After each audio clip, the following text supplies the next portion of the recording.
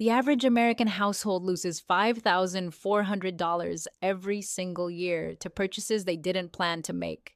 Not to bills, not to emergencies, to impulse.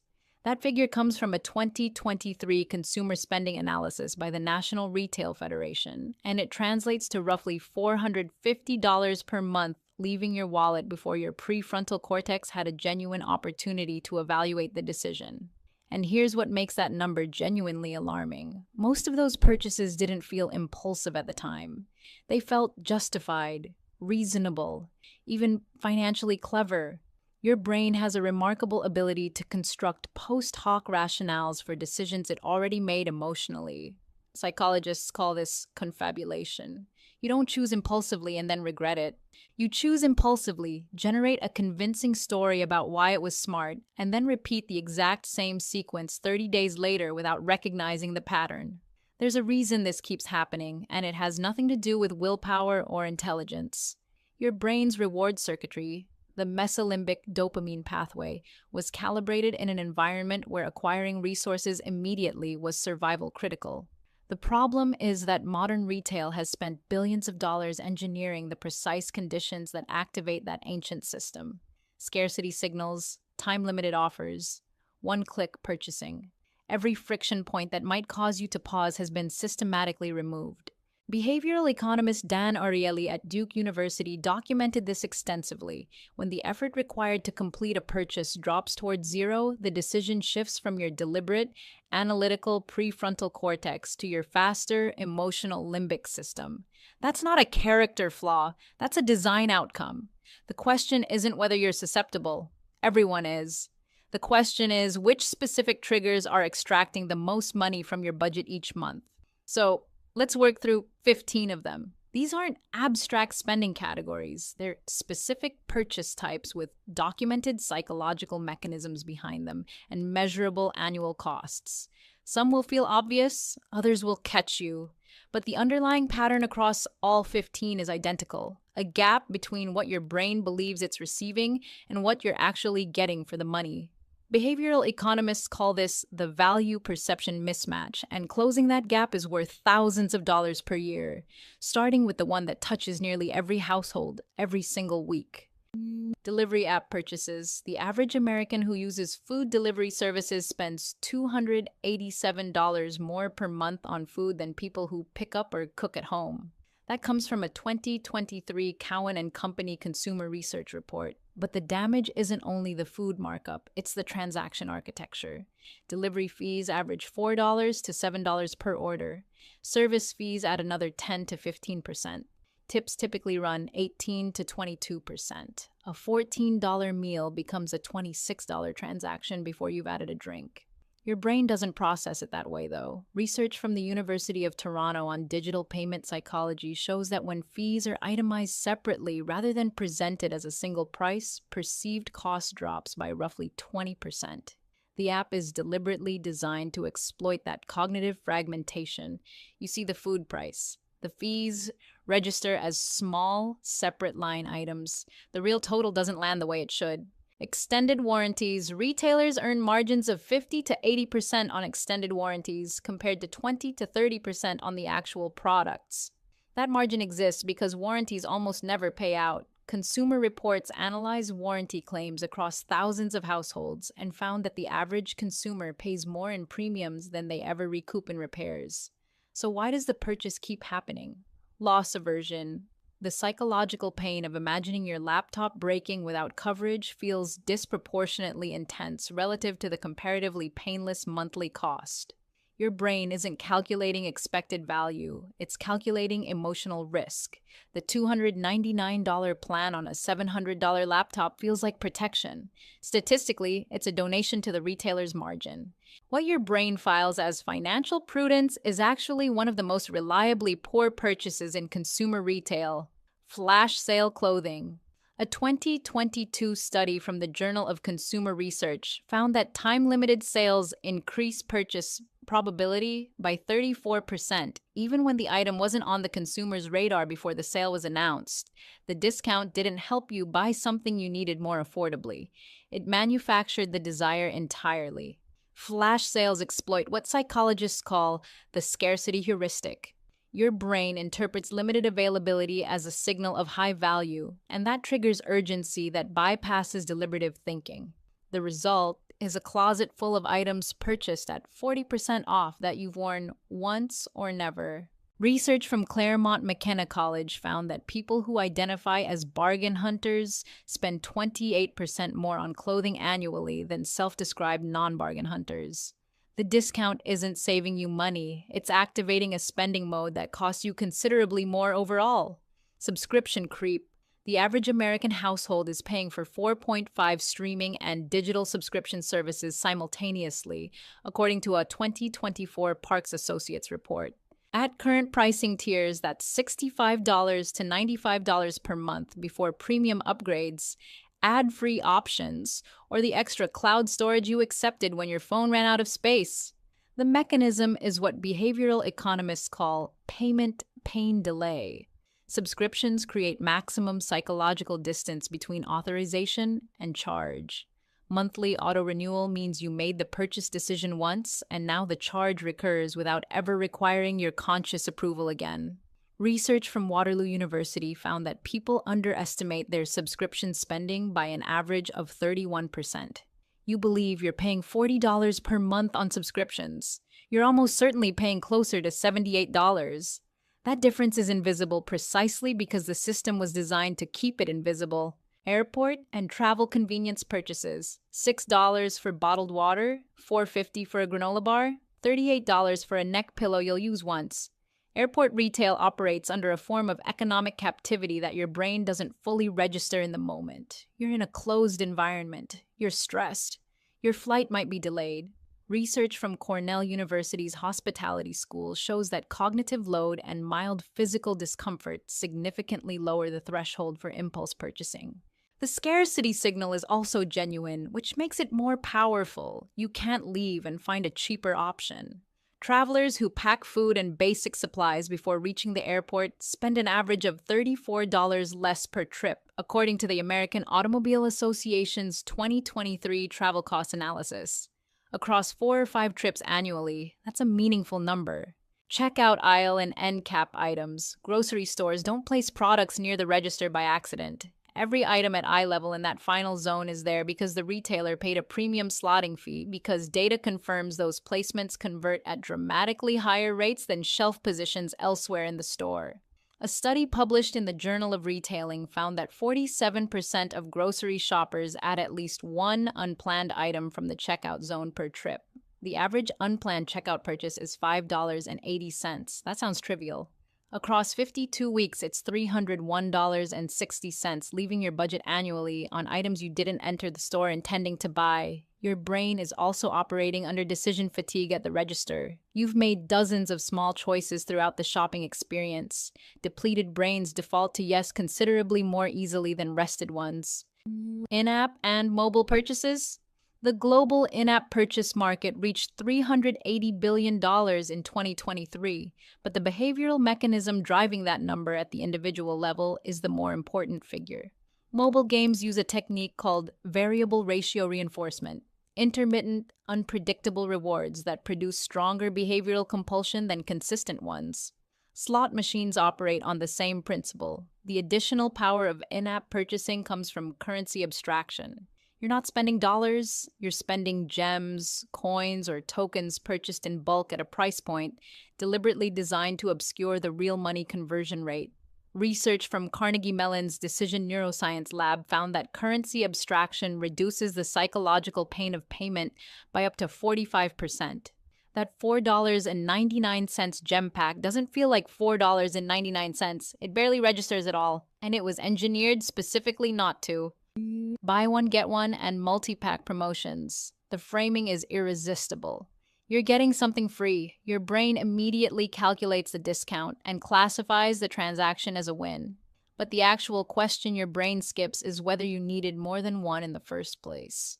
Research from Arizona State University's marketing department found that BOGO promotions increase quantity purchased by 115% on average, while only increasing actual consumption by 30 to 40%.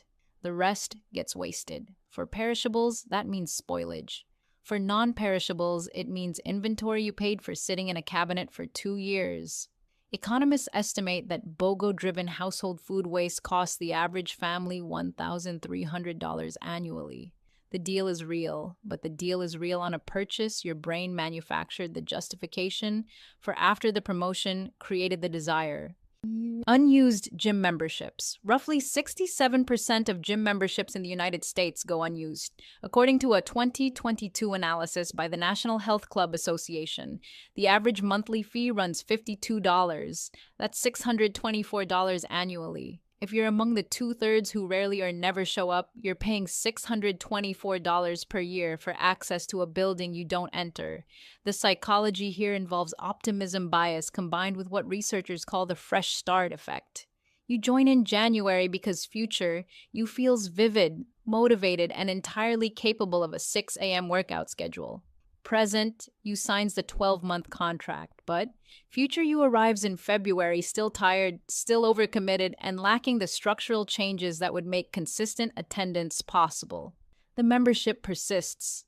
The attendance doesn't. The charge recurs silently every month. Upsell and upgrade purchases. When a cashier asks if you'd like to make that a large for 79 cents, your brain performs a rapid calculation. 79 cents feels like almost nothing. The larger item feels meaningfully better. It registers as a clearly smart deal.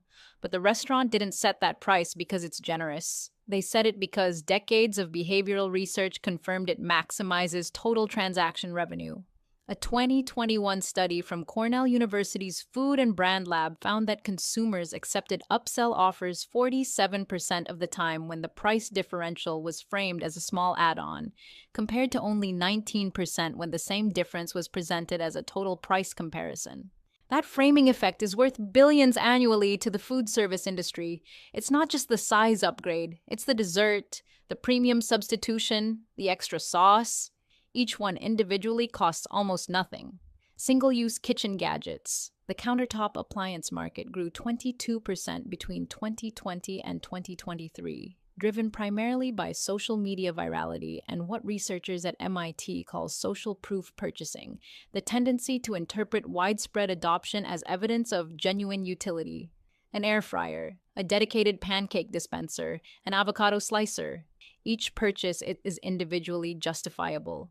Each one solves a specific, if narrow, problem, but the cumulative effect is a kitchen cluttered with items used twice and a budget short by $200 to $600. Research from Stanford's Behavioral Finance Initiative found that social proof-driven purchases carry a 58% higher rate of buyer's remorse than deliberated ones.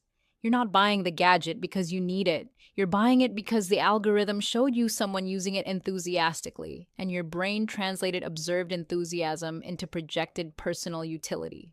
Those are not the same thing. Lottery tickets and scratch cards. Americans spent $113.3 billion on lottery tickets in 2023, according to the North American Association of State and Provincial Lotteries. The expected return on a standard ticket is approximately 47 cents per dollar spent. That's worse than virtually every other consumer expenditure by any rational measure. But lottery purchasing doesn't respond to expected value arguments because tickets aren't purchased as investments. They're purchased as hope, as temporary relief from financial pressure. Research from Carnegie Mellon University found that feelings of financial scarcity actually increase lottery purchasing rather than suppressing it, the counterintuitive result of what psychologists call scarcity-induced tunneling. When you feel financially constrained, your brain narrows focus to the immediate problem. A $2 ticket and a brief fantasy of that problem dissolving feels like a reasonable response. It isn't, but it genuinely feels like it is. Impulse travel bookings. Flash travel deals activate an especially potent combination of FOMO, artificial scarcity, and the anticipatory pleasure of imagining a future experience. A 2023 Expedia behavioral study found that 38% of leisure travel bookings involve an impulsive decision made within 24 hours of first encountering the offer. The pull is real. Research from Cornell University confirmed that anticipating a future experience produces measurable dopamine response even before the experience occurs. So, clicking Book Now delivers an immediate neurochemical reward. Your brain gets the hit before the trip happens. The problem isn't travel. It's unbudgeted travel booked emotionally in response to a time limited offer, often with non refundable deposits, cancellation fees, and ancillary costs the deal price didn't include. The $199 flight becomes a $900 weekend before your credit card statement arrives. Name brand versus store brand choices. The FDA mandates that generic pharmaceutical products contain identical active ingredients and identical dosages to their name brand equivalents. Identical, and yet a 2022 study published in Medical Care found that 46% of patients perceive name brand medications as more effective after reading that very disclosure. The same distortion applies to food, cleaning products, and personal care items, where store brand versions are frequently manufactured in the same facility as the premium version. Research from the Private Label Manufacturers Association estimates that consistent switching to store brand equivalents saves the average household $1,500 per year. The price premium on name brand goods is almost entirely a marketing cost. Your brain associates the familiar logo with reliability. That association was built deliberately with advertising spend, and you're continuing to fund it with every purchase. Push notification and app-triggered purchases. Retailers sent 26 billion push notifications in the fourth quarter of 2023 alone. The conversion rate on promotional push notifications averages between 2 and 6%, which sounds negligible until you understand the volume. Your phone is a purchase-triggered device that sends you invitations to spend money multiple times per day, timed to moments when behavioral data indicates you're most receptive. Early evening, weekend afternoons, post-payday windows.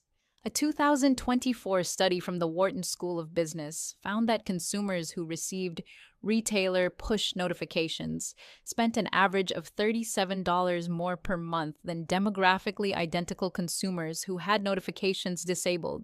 That's $444 per year in purchases you weren't planning, before your phone interrupted your attention and inserted a purchase opportunity into the moment. What connects all 15 categories is one underlying dynamic. Your brain evaluates each purchase in isolation. It isn't asking, what is the cumulative monthly cost of all my unplanned decisions combined? It's asking whether this specific item, in this specific moment, under these specific emotional conditions, feels worth it. And under those narrow conditions, most of these purchases pass the test. The warranty feels prudent. The flash sale feels like discipline. The gym membership feels like investing in your health. Each decision has its own internal logic. But behavioral economists at the University of Chicago documented what they called the aggregation blindness problem. People dramatically underestimate total discretionary spending because they evaluate each transaction without reference to the others. You cannot override a system you can't see operating. Here's what this actually costs at the household level when you aggregate it honestly. Unused subscriptions, $936 per year. Delivery app fees and markups, $3,444 per year. Extended warranties across electronics and appliances, $412 per year. Unused gym memberships, $624 per year. Flash sale clothing worn once or never, $847 per year. Checkout impulse items, $302 per year. Those 6 categories alone total $6,565 annually. That's before lottery tickets, BOGO-driven waste, upsells, in-app purchases, or single-use kitchen gadgets. The Federal Reserve's 2023 Survey of Consumer Finances found that the median American household holds less than $5,000 in liquid savings. The impulse spending gap across all categories likely exceeds that savings balance in most households. That's not coincidence. That's where the savings went. The core problem isn't that these purchases are individually unaffordable. It's that each one is priced at a point specifically calibrated to feel manageable. Anchoring bias operates throughout the retail environment you move through every day. The $4.99 monthly app charge is anchored against the cost of a single coffee. The $79 flash sale dress is anchored against its listed $140 original price. The $2 lottery ticket is anchored against the jackpot. In every case, the anchor is the comparison point the seller chose, not the one that would serve your actual financial picture. Nobody consciously decides to spend an extra $6,500 annually on things they don't genuinely value, but the anchors framing each individual decision are chosen specifically to prevent you from ever making that calculation. So, what actually changes behavior? Willpower alone demonstrably doesn't work. Research from the University of Chicago's behavioral science team identified 3 interventions with statistically significant impact on impulse spending. First, a mandatory waiting period, imposing a 24-hour delay on any unplanned purchase over $30 reduces completion rates by 53%. The emotional urgency that made the purchase feel necessary rarely survives a single night of sleep. Second, account separation. Consumers who maintain a dedicated discretionary spending account separate from their primary checking spend 24% less impulsively because the physical act of transferring money restores a measure of deliberate decision-making. Third, quarterly subscription audits. People who review recurring charges 4 times per year carry 1.8 fewer unused subscriptions on average than people who don't. You're not making these purchases because you're undisciplined. That framing is inaccurate and it's counterproductive because it suggests the solution is more personal restraint applied against the same environmental conditions. It isn't. Every friction point that might cause you to pause has been engineered away. Every psychological trigger that produces impulsive action has been refined over decades of consumer research and behavioral data. You're not losing a contest of willpower. You're operating in an environment specifically designed to make deliberate decision-making difficult. Recognizing that distinction matters because it shifts the intervention from trying to feel differently to changing the conditions under which decisions actually happen. Push notifications can be disabled, subscriptions can be audited, environmental design works in both directions, but only once you understand which direction it's currently running. Here's why this matters beyond the immediate monthly budget. The Federal Reserve's data shows the typical American household in their 40s has accumulated $141,000 in retirement savings. If even half of the average impulse spending gap were redirected into an index fund starting at age 30, the compounding effect at historical market returns of approximately 7% annually produces an additional $287,000 by retirement. That isn't a speculative investment strategy. That's the direct mathematical consequence of the gap between what people spend on things they don't value and what their future financial security actually requires. The $450 per month in unplanned purchases isn't just money spent. It's compound growth that never started. It's the account that's $287,000 lighter because the flash sales kept landing and the subscriptions kept renewing. The difference between households that steadily build wealth and households that perpetually feel behind almost always comes down to the gap between actual spending and intended spending, not income level, not market returns, not financial literacy in the abstract sense. That specific gap, the $450 per month, the $6,500 per year, the purchases that felt individually reasonable and collectively catastrophic, that's where the divergence happens. The 15 categories here account for the majority of that gap in most budgets. Close 4 or 5 of them, and the math starts moving in a meaningfully different direction.